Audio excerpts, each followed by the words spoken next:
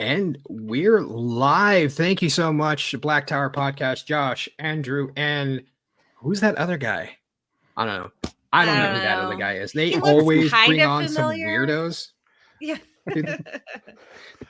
Thank you so much for coming to the next panel of the Black Tower Podcast, The Gathering Madness. How is everyone doing today? Woo! Absolutely fantastic. Right. Jealous. I wish I could be there. I'm a terrible Ashaman, but unfortunately I could not be there that day, this day or this weekend. Let's get right into it. Let's introduce everybody. We'll start to my right, left. I honestly don't want to know what it looks like, but we'll start with Kathy. Kathy, can you introduce yourself?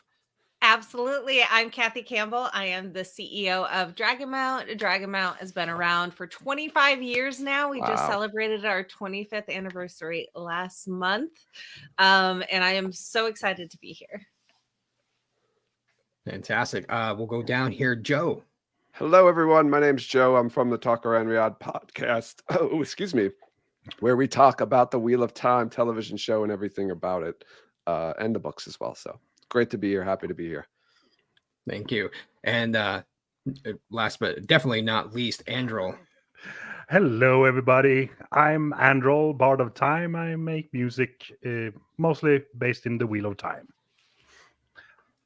That's fantastic. And I am Morshadi. I also go by the Fact Checker Mahale on the Black Tower podcast. I'm usually there to basically tell Daniel that he is wrong.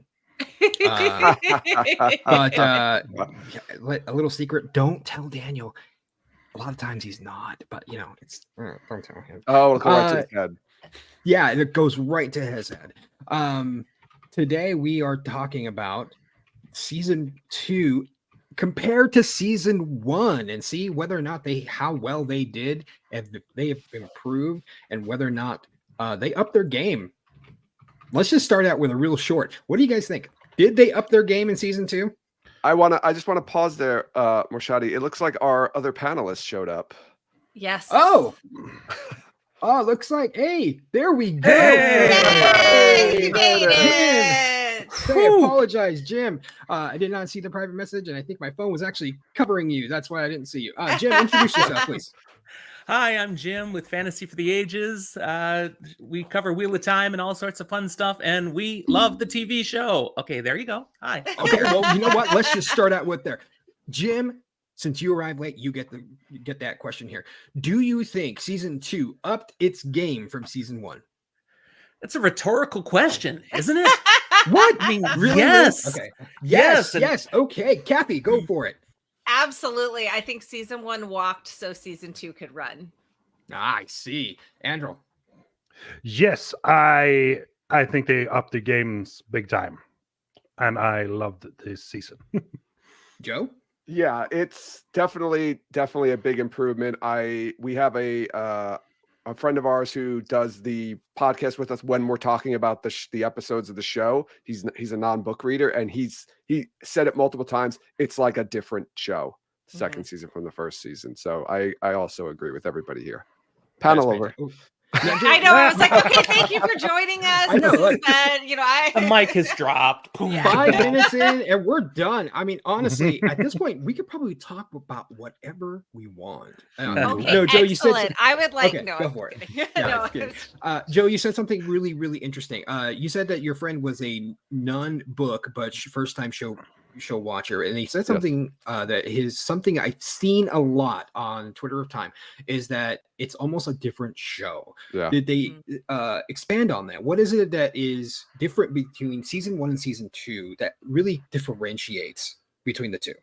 I think it's just more cohesive. Like it's the writing's better. It's put together better. The VFX, the SFX are better. Just like the acting, the costumes, hair, like that. The costumes and hair. I'm sorry, Joe. I'm totally just like no. Go ahead. Coming in here, costumes and hair. Just strictly looking at that, the fact that all of the Emmons feel like all of the Two Rivers folk have more than one outfit. Well, nope, not all of them. Not all of them.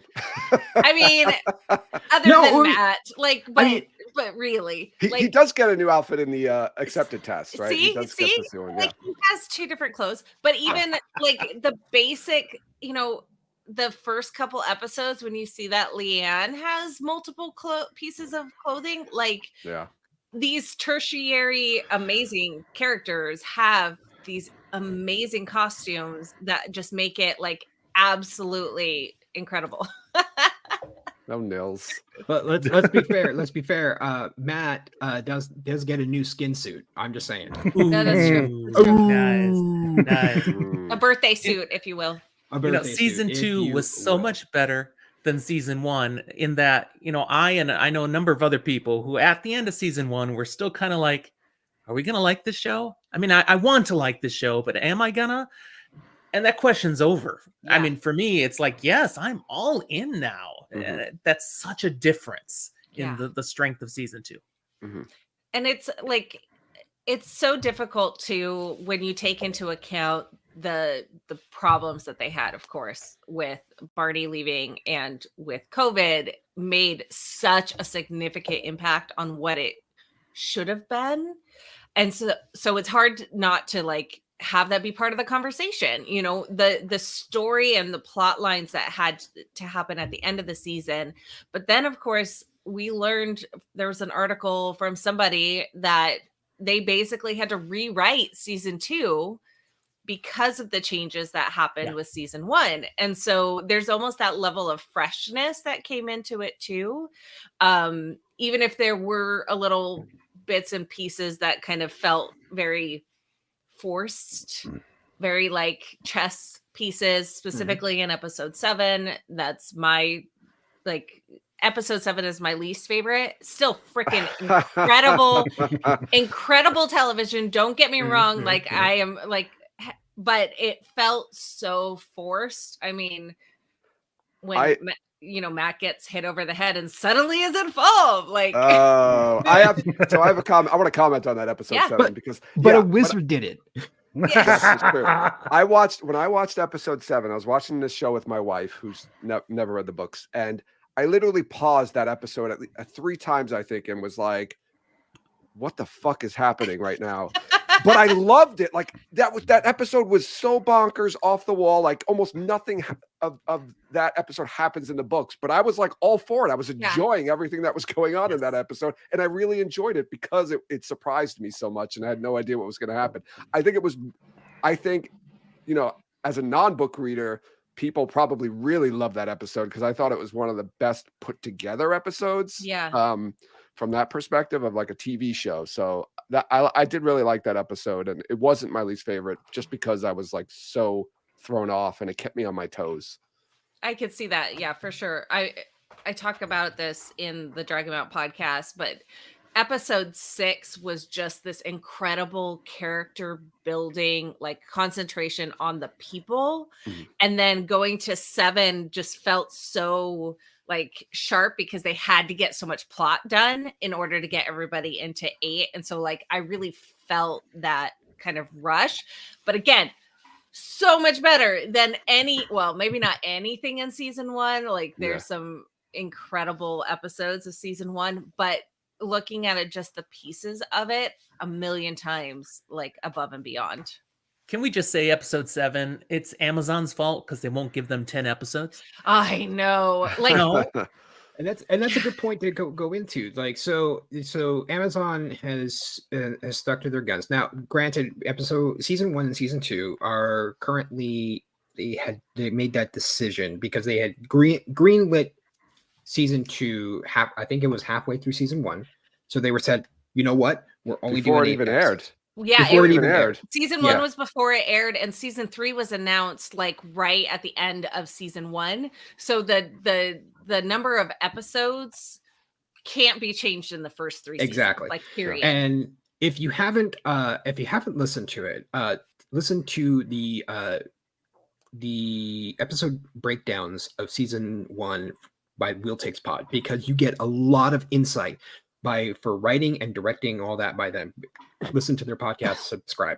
And before season 1 ended, it was announced that Wheel of Time was going to get a lot of money in there, right? Which people were like, "Oh, we need to get more episodes." No, it was discussed in there that they were going to get. It was going to probably be put into things like costuming, things like hair. Enhancements in VFX, as well as one thing that was very different from season 1 to season 2, the intro. What did we not get in 7 episodes? We did not get the intro, and that was how they squeezed in a little bit extra, which personally I loved. Now there was a lot of debate about that. People wanted that intro. I think the show was enhanced by not having that intro. The one thing, there was a really good thing for me. The one thing we did miss because of that intro was the music for that intro. And we have Androl, the Bard of Time, on here. And I want to get his perspective on that because he is a bard. What did you notice between the 2 seasons in the music between the 2? I mean, when it comes to the music, I think, they still keep a really high quality, and I think they have. You're starting to see the themes for the different characters and how they weave them together. And I also am so happy to see some of our friends from the Wheel of Time community actually starting to work on the music for the show. Like, I can't pronounce it. Nikili, I think. Yeah.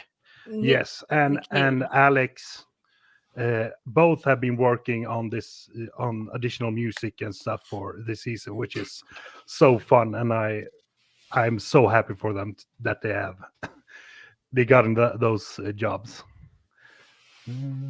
Yeah. Yes. So I think that Lorne Balfe is such a great composer, so he always have a really good quality, and you can see that they are really thinking about the themes for the characters, the themes for the sound that they bring in when they bring in the Chanshen more, the cultural. They use so many different instruments from so many of our world's cultures that they introduce with the different places you are. So you get a really good feel for, this is new. This is a new place. So I really appreciate that. I loved that feel. So I really heard it. I'm not a good music listener person. So it has to be something really dynamic for me to recognize. And when you first meet the Aiel and the vocalizations that they have with their music, and it was just so incredible, and I gasped because I was just like, oh my gosh, it feels so right. And exactly where you are in the world because of the music. You're going to be hitting into Falm with the Chanshen because that Chanshen music is swelling. And the fact that even myself with a really bad music ear can tell the difference and be ready for whatever's going to come is really impressive. Yeah, and I think that's right. That's the idea, right? The Lorne Balfe wants to be able to make it so that people who aren't music savvy or can feel the music and feel like the themes and know this is this person's theme and this is that location's theme. And I really like the way that he built on those themes, and we got new themes, right, for new characters and new cultures in there as well. It was amazing. I love the music. I love that it's not traditional fantasy music, right? Yes. It's not that music you hear at the old style fantasy stuff. And my wife's the same way. She was like, I love the music because it's so different than you would expect in normal fantasy. So I just love it. Something I loved about the music, though, is it also just complements it so well. I also don't actively notice the music a lot. I have to pay attention to catch music. I'll get it more on a second watch. But everything was so beautifully tailored to every aspect of an episode that it just was beautiful background stuff. It was enhancing every scene in a delightful but almost subconscious way. And so that's a sign of the quality that's in that music. Nothing ever is jarring or taking you out of what you're experiencing. A beautiful compliment. Yeah, I must say about the music also because I love like the Lord of the Rings soundtrack and stuff, but most fantasy music for shows and films they're really trying to make you feel something that it's kind of obvious to me, who loves and makes music all day long. So to me it's almost like, okay, that's a little too obvious. You're trying to push me in this direction, and I don't want to go there if I don't want to. This they don't really do that with this music. It's enhancing the scenes. They're tailored to the scenes and to what's happening on screen, instead of trying to make you feel like this. So I really appreciate that. Exactly. As a fan of music. Yeah. Can I bring up one thing that I think we definitely should talk about upping their game? Because this might be one of the areas where I think they up their game the most. And the channeling, the weaves. Yes. How much better are they this season than the first season? So much better. You know, a lot of detail. It makes sense what they're doing. Yeah. You can see the effort. So season 1, you definitely saw the effort that Moraine was doing when channeling, but you didn't really see the channeling. And this season, everything from the little bit of teaching the novices how to work it, that really like helped instruct the viewer to see and understand. I love the exposition in this show. I think it's so beautifully done in a really like informative and natural way. And channeling is so complicated. Like it's so difficult. And by having the color of the different weaves be subtle, but still there, was just like gorgeous. It doesn't look like a rainbow that's coming to save the day. It's one of those elements that I really enjoyed here in the season, in that, you know, there are people who love the books who hate the TV show because they're changing things. Fine. Okay. I can, that's okay. You know, subjective. But for those of us who love the books and are enjoying the series, we're seeing things in there that just a random viewer who's never read the books won't catch. And how they're weaving, how they're doing the channeling now is one of those. The different colors, the nuances. We're like, I know what I'm seeing, you know, and I'm appreciating those little extra details. Yeah. And that leads back to what Rafe in the first season was saying. Like right now, we're seeing only the raw nature of channeling. So we're not seeing where it's unrefined to us as a viewer, which led into the second season. Now we're learning more. And we know more, so we're seeing more. So, which kind of leads into more things that we're going to see later on in the season, which we will talk about here at the end. And so it's great how they're like leading us into this, and also the differences between the two types of channeling. We have you know, Egwene and Nynaeve and the Aes Sedai, and weaving threads together to do what they need to. And then we have Rand, who is just stumbling through his channeling, and it's just big threads, big ropes of channeling, because he has forcing it to do what he wants, which we know in the books is exactly how he channels, because he has no finesse.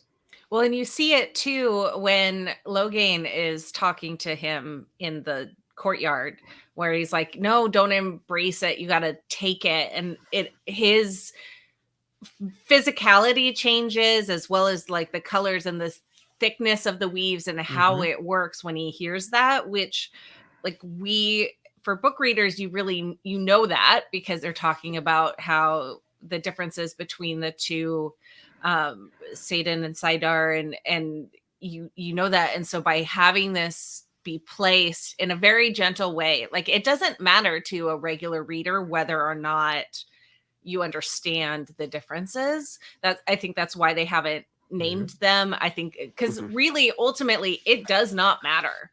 Right. You can see the difference, and that's all that matters. Exactly. And I think like that's really that delicate balance that I think that they're really, really getting it correct. They're getting it right. And you didn't tell the audience the plan for like the timing and like spoilers at the end, if you wanted to like give a heads up for anybody to be ready. For that, and that's fine. The last 15 minutes will be a full everything spoiler. So right now, if you can see the banner down below, we're doing 2 full spoilers for the show and books 1 through 3 spoilers. So if you can keep that in the chat, just for the first 3 books for right now. Yeah. I like what they did at the end of at the beginning of episode 8 when they, the Age of Legends flashback when they're sealing away Ishamael. If you notice the weaves that the male Aes Sedai are using, if you notice, like the weaves are much more steady and straight and like, I don't know, they feel like, to me it was like trying to express that like they're much more skilled at channeling than what we're seeing in the present day, because the weaves are very straight and angular and very concise and compressed. Whereas like when we're seeing it, in the current present time, like the weaves are very much more flowy and wavy. And I think trying to show the difference of like the channelers now don't have the control and skill that the channelers back then did.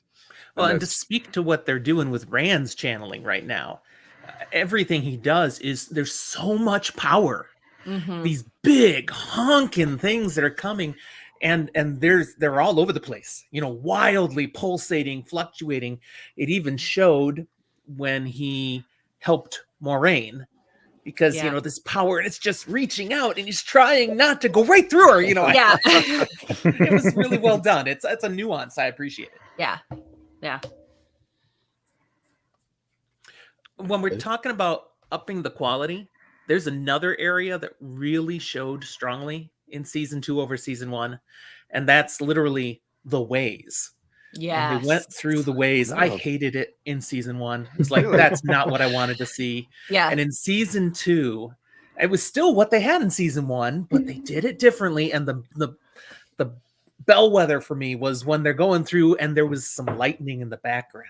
Yeah. And you could see how much they built into it. Yes. I mean, it helps when they throw more money at it. Right. Yes. Yeah. And they don't have a off. condensed timeline to try and like fit that in. Yeah. And they used the feedback from season 1, right? I think that was a complaint some people had, was it was too dark. So they said, okay, let's you can make it a actually little see. bit. They're like, all right, let's just make it a little brighter so people can see it better. And it's good that they're clearly listening to that feedback and making improvements. Yeah, they added atmosphere, right? So it made it seem like it used to be, or it has a lived-in feel to it. So you could feel the degradation of what the pathways were. So it made it feel a little better. I think and also as well, we spent a very minimal amount of time in there. That was definitely part of it. But we also all know how what the ways are. It's fine. How they were able to film it too, because we know there was a lot of the COVID restrictions when filming in the ways, and so they couldn't get that really great kind of floor-based camera work. Like the first time that you are seeing Lanfear and Rand and Moraine and Lan in there, it's very head on, and so you're seeing the pillars as they're like weaving through that, and I think that really helped kind of get that oppressive feel that the waves had while still feeling epic and expansive, and I think that made a big difference too. Yeah, you could see like the other just floating platforms in the background that you couldn't really see in the first season. Yeah. I think also that this season they upped the set designs overall.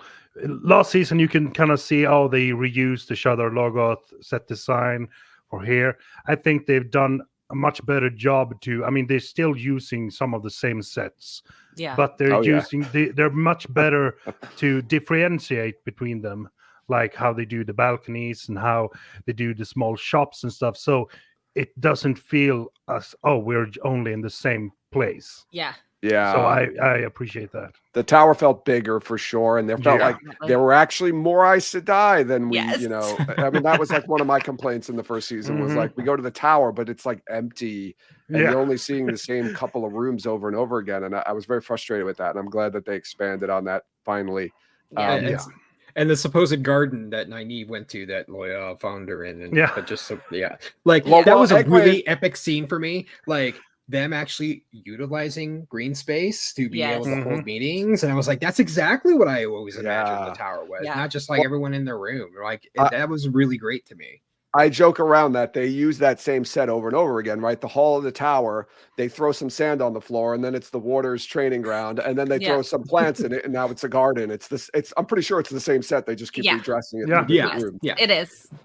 Yep. But it still felt like maybe it's like the same space, but it was built the same for different locations in the tower itself. Yeah. And so it was because it was utilizing the space differently. Yeah. So it was really, really good.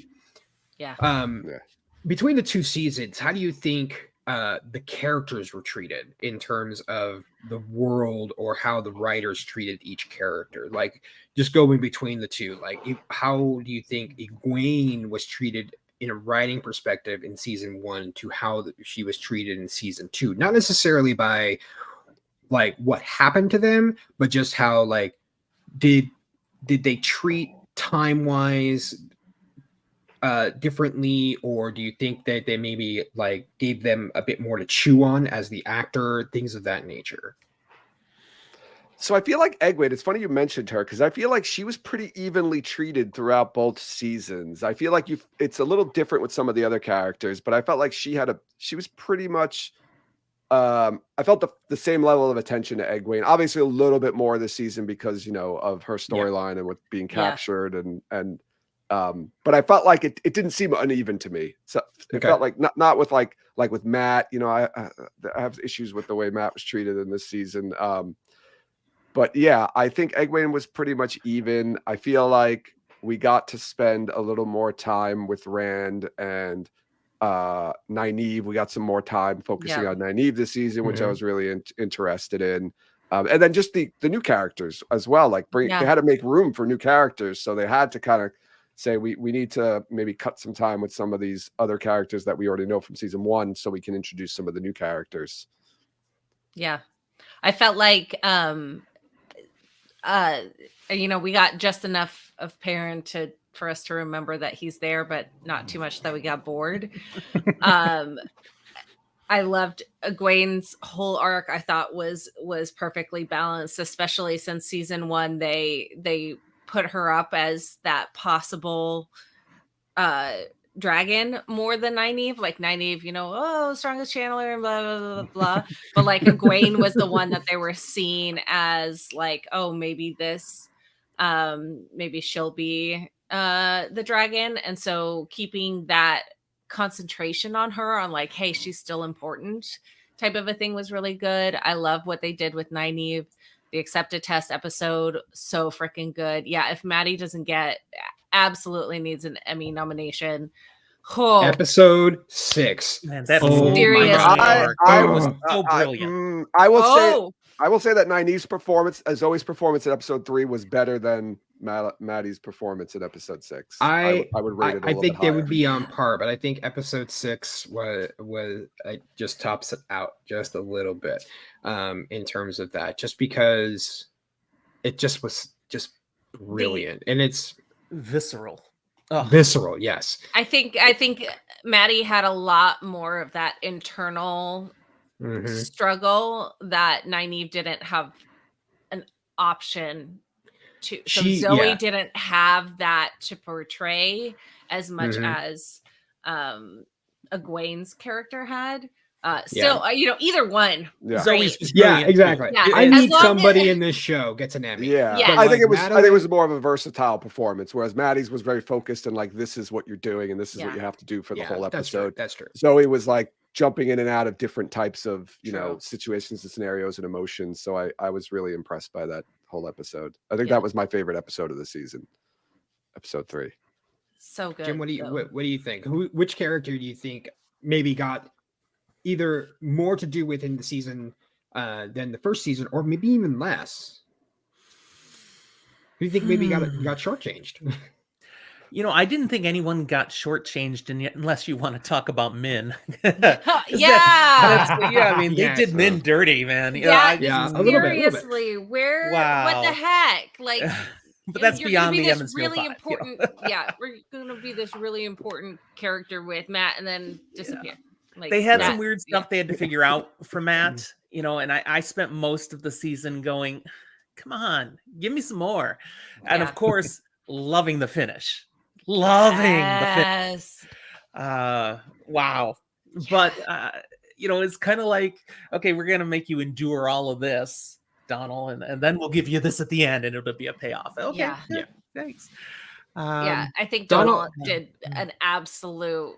He is Matt in a way that I never really felt with Barney. Yeah, Barney Even- who? Yeah, even the pre-dagger scenes, he didn't feel impish. He didn't feel like Mhm. he would put a badger in the green. And Donald, even when he's having these emotional moments of, you know, torture and trying to decide whether he's going to have the tea or not, the little twinkle in his eye, and like I absolutely love his hand acting, like how he's constantly kind of like So, playing with just the things, and like Yeah. his physicality is so They fantastic. didn't always give him a lot to work with, but he worked Yeah. a lot with what he Yeah. had. He Yeah. nailed it. He His- absolutely, yeah. You 100%, Kathy. I agree with you. The way his body acting with, like, we were talking about this yesterday on a podcast about how like he's kind of hunched over a lot in the beginning, and then like finally in the episode 8 when he like stands up tall when he blows the horn, and he's kind I of like remember a different person. Yeah, the Yeah. physicality Yeah, was amazing. And I think when it comes to Matt's arc, I think again with the whole rewrites and everything, they had to like really change things around and kind of like wrench Matt around to get to that end, right? But I think a lot of his stuff, and there was a big complaint with the first season, right? That his like, why are they making him such a shithead? Right. Like, Yeah. why is they doing this? And I think the finale of this season was just that long term for at least the first yes. 2 seasons. Like, hey, Matt, you think this, you have this idea of yourself in your head. Everyone tells you this is who you are, but understand, no, you are a good guy, and he's Yeah. realizing this at the end. That was his arc in the first 2 seasons. my- He is a good guy, which is what he gets in the first 3 books. He goes through these 3 books going like, I'm not that guy. I'm not that guy. I mean, Yeah. he I'm that guy. even further than that, but of course we're not talking about that. But like Yeah. that is his character, and He I is- didn't yeah. see it a whole lot in season 1 and how he was written, and He- and he is- Joe he is the- apparently disagrees. He's my he one- is the- contrary one. My one issue is he kind is of the uncle that jumps into the fire of the house. Right? my one That's issue with it Siwan's is that story. he needed a magical horn for him to magically be reminded of like True. past lives, for him to all of a sudden become like a good person. And be I would say redeemed. no, though. I don't agree with that. I think That's what I felt like the show Okay, was no, doing. definitely. Yeah. But like the fact that that last scene before he runs free, when Perrin's like, no, you need to go, you need to get this to Rand, and Matt's like trying to figure out what he's gonna do because Yeah. he doesn't want to leave his friends but knows he needs to do this. I think that was that pivotal moment, not necessarily getting the memories. Yeah, That just solidified it. I can This see was that. his way of like, okay, I made these decisions as myself, not as the person in the past. Yeah, I agree. That's a good point. And him blowing the horn, right? He almost was like thinking, like, do I run away or do I Yeah. stay here and do something? I could just And he- run. Yeah, leave and he my chose to friends. blow it, and Yeah. because he could have run away. You know, he probably could have run It helps faster than when all you have those a people. super magical, powerful artifact, though. That's Right. all. I'm Yeah, saying. that's true. That's Yeah, It always helps. It and, always helps. and even before that, right? He had those moments of like his friendship shined right through. It doesn't Oh my matter that gosh, anything yeah. else happened. It doesn't matter that Rand ran away. It doesn't matter that he's like right immediately. the one of the things- reunion that with scene, Perrin. He like Yeah. Rand's reunion, right? He hugs Rand's him. And reunion what is was the so first good. thing And he does? He kisses him on the neck and like wipes away a tear. Yeah, Yes. Like that was That's right good. there. Yeah. Reunion Absolutely. with Perrin. Right Like, after he left him- Egwene crying in the gardens. right. Exactly, right. That is true. That is Yeah. true. But then Yeah. like him fighting against the addiction allegory, right? Yeah. Of not wanting to touch the dagger. Like these are the things that made him made him as a good person. And so like there was a long story arc with him, and I'm glad that it's now this point. I'm hoping they change things in that. Yes, I'm glad they're back on track with him. I think that's exactly the important part. Yeah. Well, and they had a lot that they had to get him back on track because he wasn't supposed to be in the tower. And Rafe has said all the boys were supposed to be on the hunt for the horn, and the fact that they weren't changed everything. And again, not to necessarily make excuses for what they had to work with, but you have to take that into account.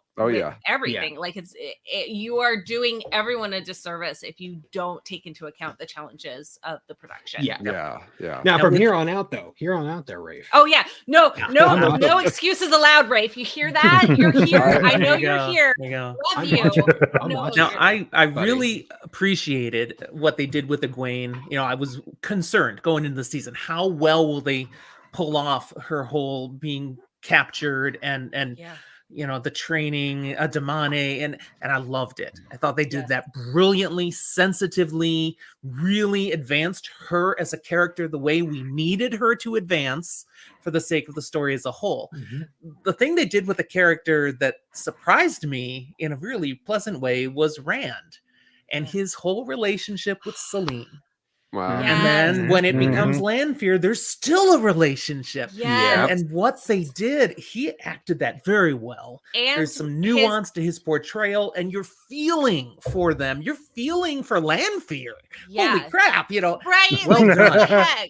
And with Ishii too. But like Rand, those moments where you see him in the, doing his job, taking care of Errol and taking care, this is the Rand that we it's a good kid. Potentially we'll see in the future. But like you see this is the man that Tam raised. Right. This is the kindness. This is the caring for humans. That is just wonderful. It was a great way to reintroduce him. Really appreciated it. Yeah. How about go ahead, Andrew. No, go ahead. I was going to say, I appreciated that they gave the bad guys more agency. That's what I was going to say. Humanity, giving them, and didn't make them those. They were kind of mustache twirling in the books. Oh, a million percent. But now they have agency. You have empathy for them, and you understand that they don't have the same motivations as other people. They might be on another level, and you have to remember they are from you really feel the age, as you said about the weaves were more strict and delicate and more precise. I think that they are thinking that way as well. They are in it for the long game. They don't want to finish. Because in the books, it felt like, well, why don't they just kill them? Why don't they just kill Rand and everybody? But no, they have another plan. Yes. They don't need to. And in the book, it kind of felt like, oh, you got plot armor because Taverin. But now you have something else perking underneath. Yeah, and you can kind of see why they went to the dark side, like Matt Stagger is saying in the chat, freaking empathizing with Leandrin. Never thought. Let's talk about someone who got more to chew. Oh, dude. Oh my gosh. I hated to love her so much. I know, right? Have that emotions, and you see it. You see why. And what's great about it, right? And that's something that's changed a lot, I think, in between the two seasons, is the people that you love to hate, the bad guys, right? We're definitely given more this season. You get more empathy, and empathy for the actual dark side friends. You're like, wait, what is there? Maybe they have a thing, right? But on that side, you also get some more the other bad guys, which is just humans, regular people. You have the white cloaks, Oh my gosh. Hey, and then you go, God damn it, Daddy Bornhold, you may be part of an asshole organization, but you're at least against slavers and murderers. Yeah. On the other side, you don't like these people at all because they are unforgivable. Yeah. Like, we have those other bad guys. Like, there is no, like, on that side. So it's just like, and the White Cloaks were actually intimidating in the show versus the White. Like, Yes. you absolutely believe that they could hold against the Shanshan. They had like actual tactics, yeah, right? Like they had actual. They rousted. They got rid of the Shanshan in the town, you know. Right? Yeah, but at the end, you know they're gonna die. Come on. Oh well, of course. Of course. That white cloak can't stay white for very long. Let's dip it in the blood of our. We're getting close to that mark, and I think now that we're getting to the edge, I'm gonna change the banner here. Okay. And we're gonna go full spoilers. Blow the spoiler horn of Valir. So we're gonna change it out to full spoilers for the TV show, full spoilers for the books. Oh my God, there are so many things. So many things in this season.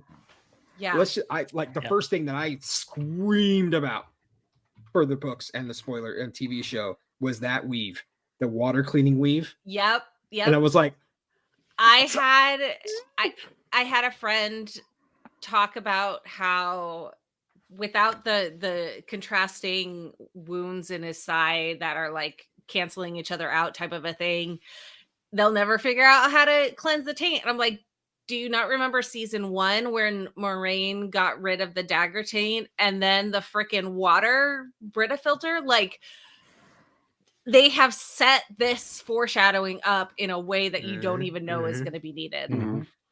Yeah. I was excited. We're talking foreshadowing. The way Jeffrey Bornhold goes down. Yes. There's Perrin in his wolf murdering rage, people all over the place. Yeah. Kills him with the axe right in front of Dane. And what does Dane know about him?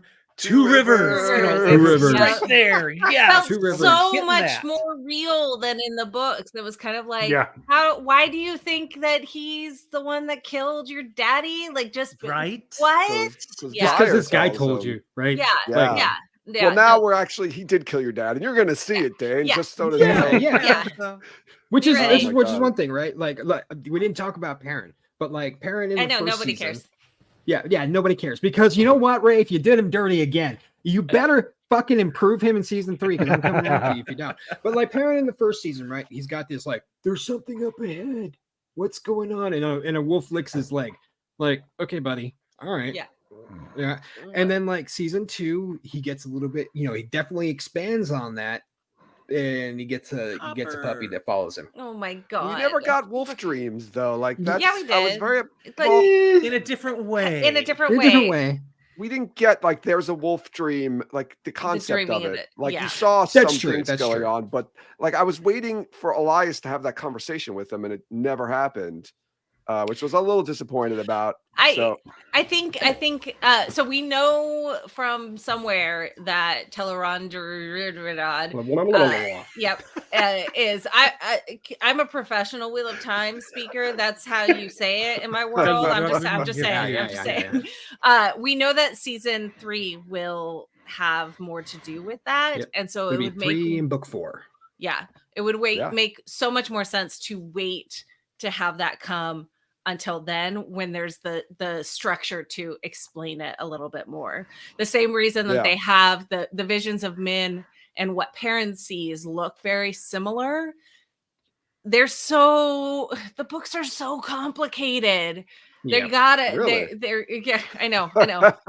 Surprise. I don't know if you knew this, but there's a lot of books and a lot of words and it's very convoluted. And so by condensing and visualizing similarly, it's easier for the audience to understand. And so it'll be really interesting to see how they do the dream world, especially since we have seen it a little bit. Yeah. But they're going to explain it a little bit better. Yeah, I think, and you're right. Now that Hopper's dead, I think that's the door that's gonna open that, because now when Perrin goes to sleep, he's gonna meet Hopper in the dream, and that's gonna probably Hopper will be back. And Ka Lupinka, can we just talk about her acting? She deserves an Emmy. So in the Instagram stories that Rafe was answering questions, the death scene was her acting. There was no CGI added to that. That was completely the dog acting her heart out. That little I whimper thought right at it was the a end. dog. Yep. Oh, Yeah. Nope. Oh, that makes it. It was, that makes it even yeah, better scene. she for was me. a Okay. very good girl. So mad props to good girl. Kalupinka.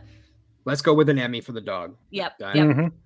We've Dog Awards. we decided, I forget where I was, but we decided that on Malkier Talks, we decided that Maddie gets Best Actress and Kalupinka can be Best Supporting Actress. So that way they both get their Emmys. Done. Oh. Like another thing, there was a big change. It's a pretty different change, right, from the books to the screen. Was the dragon banner, Yeah. right? oh yeah. I Banner. might like this way Like- better, actually. Really? It's true. Okay. It's true. I might. I think the only thing that I didn't like about it, right, was like, because here you have to think about it again.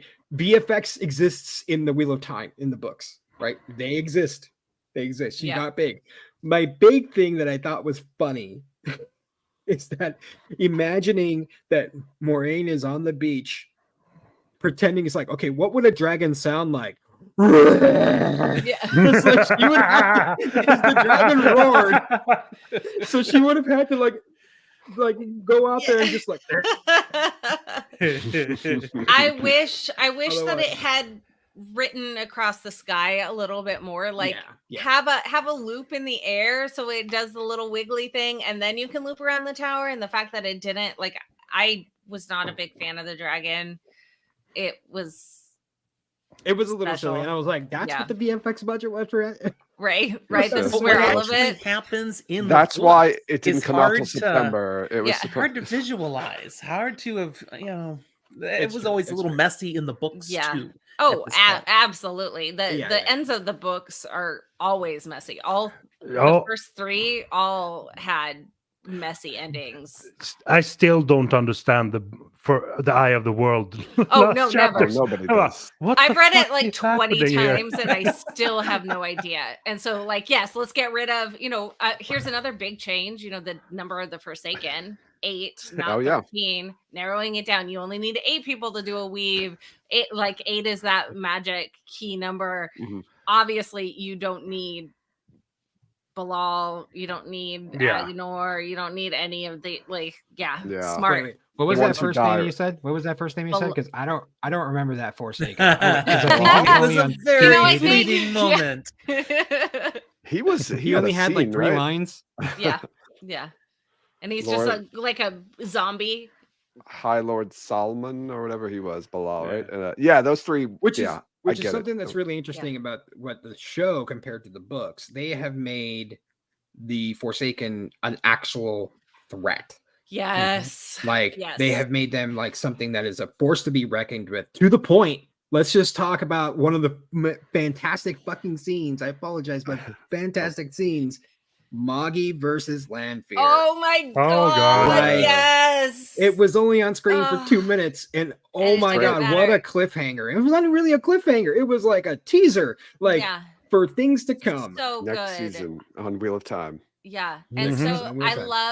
loved the way that McGideon channeled differently.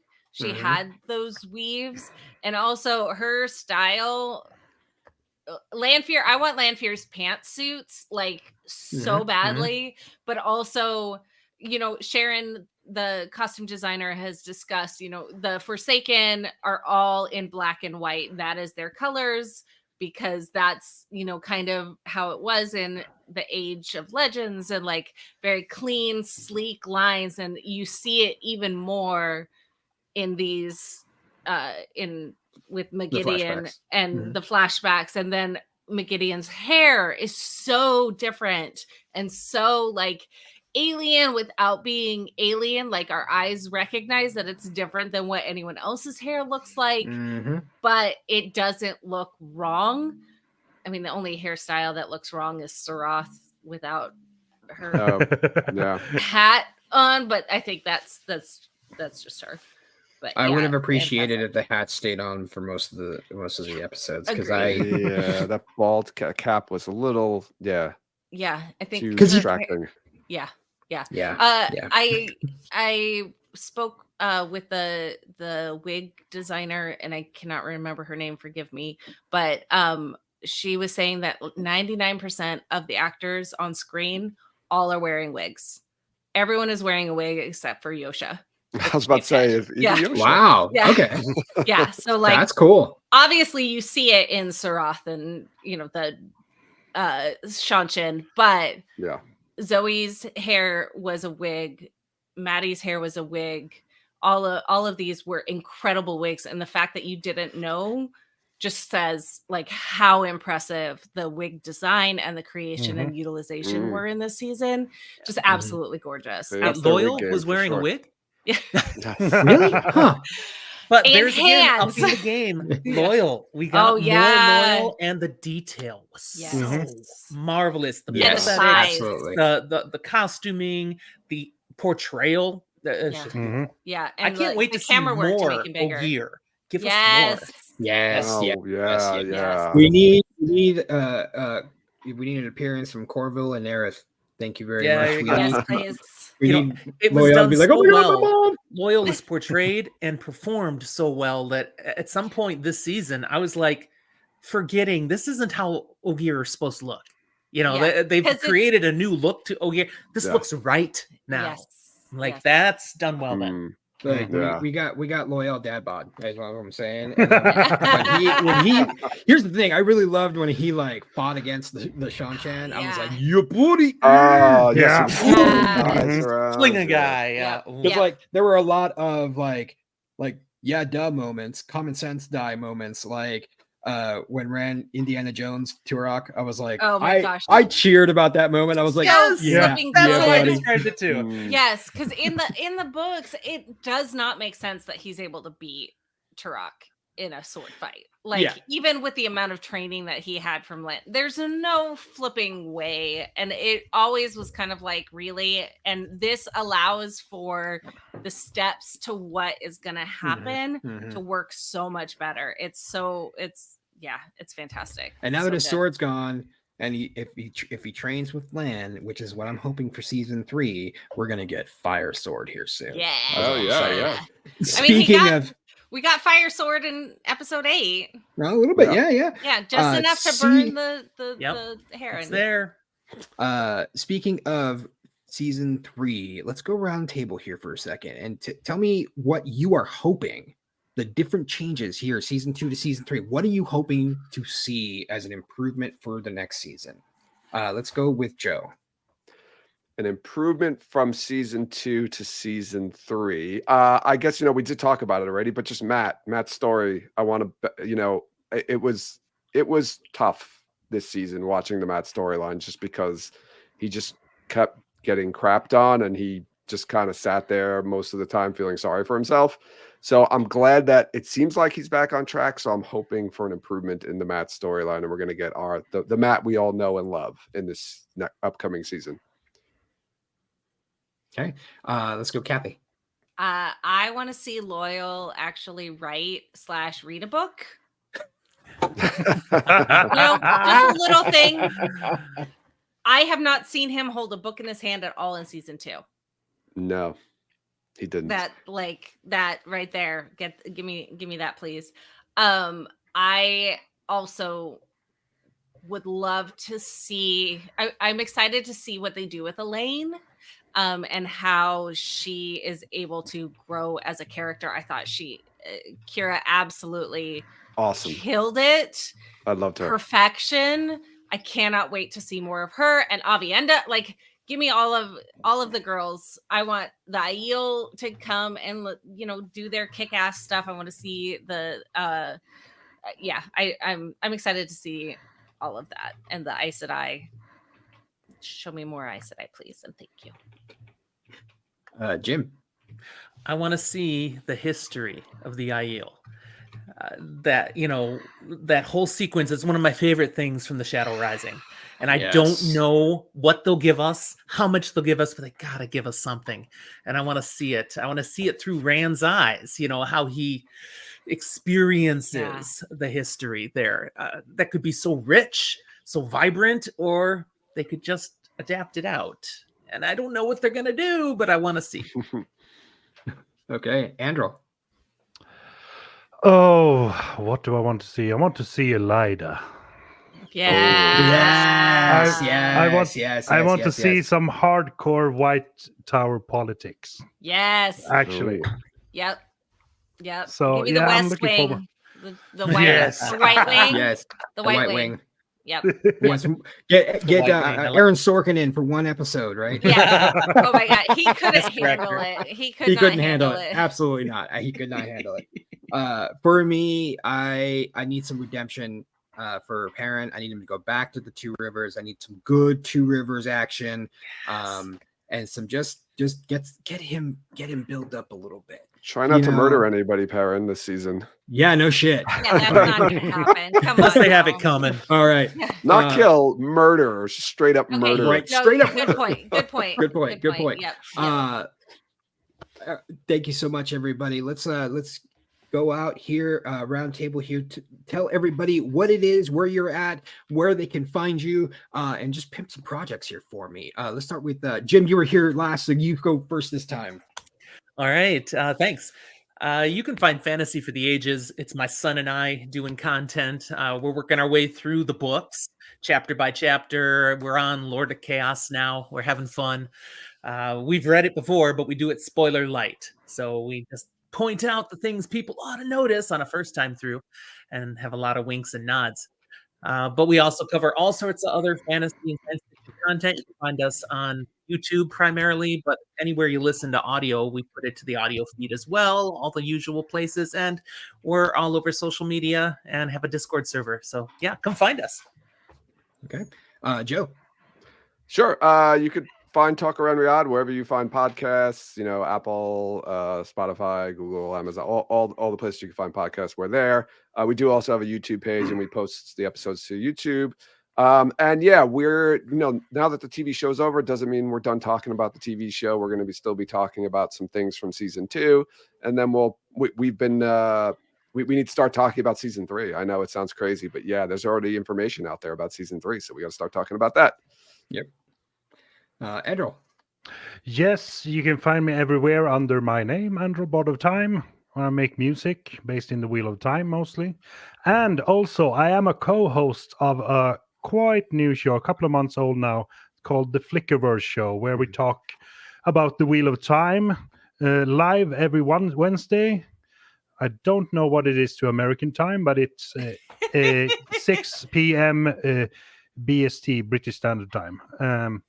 Where we talk Wheel of Time, we talked about the show, and we spin a wheel and get what if for the Wheel of Time, and we discuss it. So it's really fun.